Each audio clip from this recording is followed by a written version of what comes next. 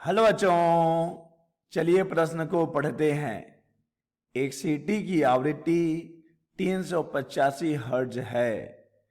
इसे 50 सेंटीमीटर त्रिज्या के क्षैतिज वृत्त में 20 रेडियन प्रति सेकंड के कोणीय वेग से घुमाया जाता है। श्रोता को कितनी न्यूनतम आवृत्ति सुनाई देगी जब वह केंद्र से अधिकतम दूरी पर हो? हवा में ध्वनि का वेग 340 मीटर प्रति सेकंड है। दिए गए विकल्प हैं: ए 396 हर्ट्ज, बी 363 हर्ट्ज, सी 374 हर्ट्ज या फिर डी 385 हर्ट्ज। तो चलिए बच्चों, सबसे पहले हम लिख लेंगे मूल अवधारणा। मूल अवधारणा जिस पर कि बच्चों यह प्रश्न आधारित है। तो बच्चों मैं लिख रहा हूं मूल अवधारणा। यह प्रश्न आधारित है बच्चों ध्वनि में डॉपलर प्रभाव पर। ध्वनि में डॉपलर प्रभाव, ध्वनि में डॉपलर प्रभाव। तो चलिए बच्चों, पहले हम समझ लेते हैं कि क्या होता है डॉपलर प्रभाव।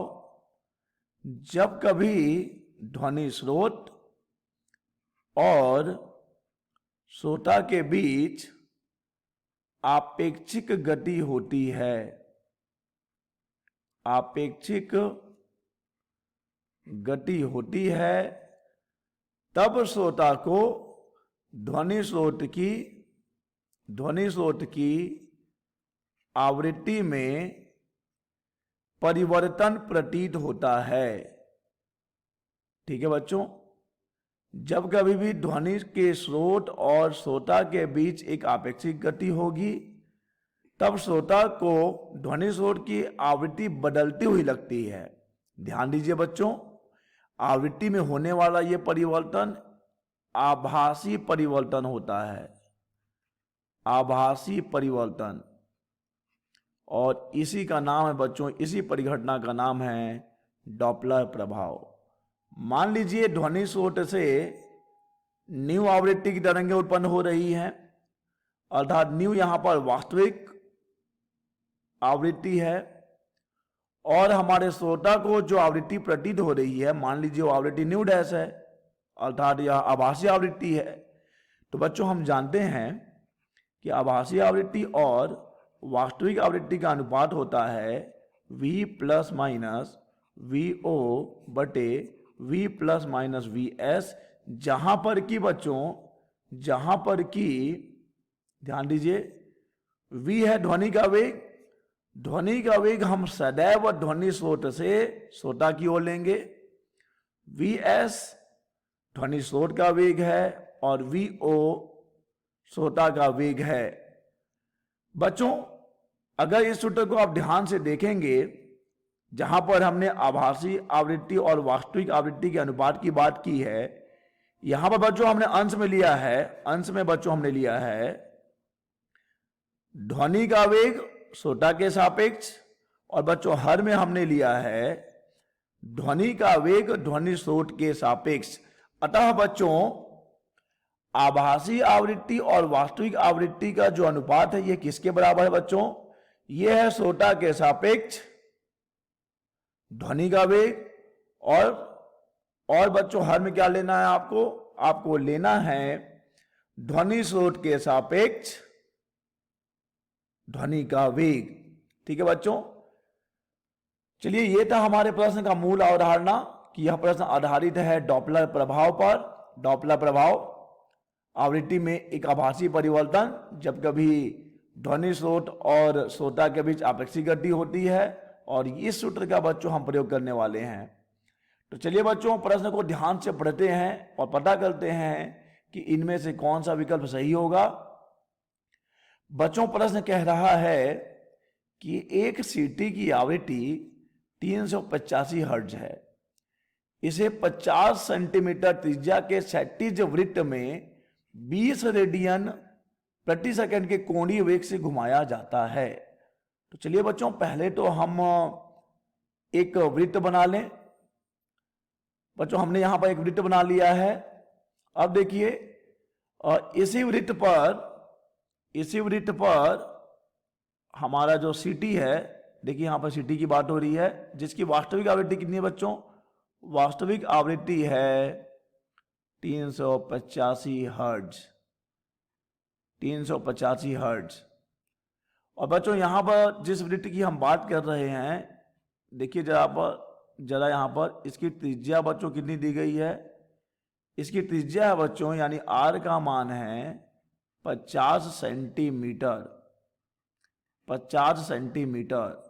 अगर हम इसे मीटर में लिखें बच्चों तो ये कितना हो जाएगा? ये हो जाएगा 0.50 मीटर, मीटर। अब बच्चों यहां पर कोणीय वेग ओमेगा भी दिया गया है, क्योंकि यहां पे हमारा जो सीटी होगा ये बच्चों इस वृत्त पर किस कोणीय वेग से घूम रहा होगा? इसका कोणीय वेग दिया गया है 20 रेडियन, 20 रेडियन प्रति सेकंड, 20 रेडियन प्रति सेकंड। तो बच्चों पहले हम काम तो ये करेंगे कि हम इसका रेखीय वेग निकाल लेंगे। हम जानते हैं रेखीय वेग v बराबर होता है ओमेगा आर। हम यहां इसे vs लिख देंगे, क्योंकि ये हमारे सीटी का ही वेग है, सीटी अर्थात ध्वनि का स्रोत। तो बच्चों यहां पे vs का मान हमें देखिए क्या मिल जाएगा? 0.50 गुणा कर लीजिए आप इसमें 20 का, तो यहां पे ध्वनि स्रोत का जो रेखीय वेग है बच्चों ये आपको मिल जाएगा 10 मीटर प्रति सेकंड, 10 मीटर प्रति सेकंड। ठीक है बच्चों। अब बात हो रही है बच्चों श्रोता की। देखिए प्रश्न में आगे बढ़े, श्रोता को कितनी न्यूनतम आवृत्ति सुनाई देगी? बच्चों मान लीजिए कि हमारा श्रोता यहां कहीं पर है, हमारा श्रोता यहां पर कहीं है, ये हमारा श्रोता है बच्चों, हम इसे ओ दे रहे हैं, और ये हमारा स्रोत है एस। ध्यान दीजिएगा बच्चों कि यहां पे होगा क्या कि जब ये सीटी इधर आगे की ओर बढ़ रही होगी, अर्थात यहां पर ध्वनि का स्रोत हमारे श्रोता से दूर जा रहा होगा। ठीक है बच्चों, अर्थात ध्वनि स्रोत और श्रोता के बीच एक आपेक्षिक गति होगी। आपेक्षिक गति होगी बच्चों, तो यहां पर हमारे श्रोता को ध्वनि स्रोत की आवृत्ति बदलती हुई प्रतीत होगी। और चूंकि बच्चों यहां पर ध्वनि स्रोत दूर जा रहा है, हालांकि वो एक वृत्तीय मार्ग पे है, लेकिन जा तो बच्चों जब वो मान लीजिए, चलिए यहां पर समझिए पहले आप, मान लीजिए कि यहां पे रहा होगा आपका ये सीटी, बच्चों जब ये आगे बढ़ेगा इस बिंदु एस से आगे बढ़ेगा, ऐसे आगे बढ़ेगा बच्चों, तो दूर जा रहा होगा ध्वनि स्रोत से। और बच्चों जब दूर जा रहा होगा तो यहां पर देख लीजिए, यहां पर श्रोता तो स्थिर ही है। तब बच्चों यहां पर हम जो सूत्र लगाएंगे न्यू डैश बटे न्यू बराबर v plus minus v o बटे v plus minus v s का, और चूंकि श्रोता है स्थिर तो वी ओ का मान तो हो गया 0, यानी कि यहां पर हमारे पास बच जाएगा v बटे v। अब बच्चों सवाल है कि हम हर में प्लस लेंगे कि माइनस लेंगे। चूंकि बच्चों यहां पर ध्वनि स्रोत हमारे श्रोता से दूर जा रहा है, अतः बच्चों हम यहां हर में क्या लेंगे? धन लेंगे। न्यू डैश का मान हम यहां से निकाल सकते हैं कि न्यू डैश बराबर हमें मिल जाएगा न्यू गुणा v भागित v प्लस वी एस। बस बच्चों हमें इस सूत्र में मान रखना है और हमें उत्तर प्राप्त हो जाएगा। चलिए बच्चों न्यू डैश बराबर, न्यू का मान दिया गया बच्चों 385 हर्ट्ज, ये वास्तविक आवृत्ति है, और ध्वनि का वेग है 340 मीटर प्रति सेकंड भागित 340 में जोड़ना है वी एस, यानी कि 10 मीटर प्रति सेकंड। ठीक है बच्चों, चलिए हल कर लीजिए। तो न्यू डैश बराबर आ जाएगा 385 गुणा 340 भागित कितना बच्चों? 350। शून्य शून्य का कहानी खत्म।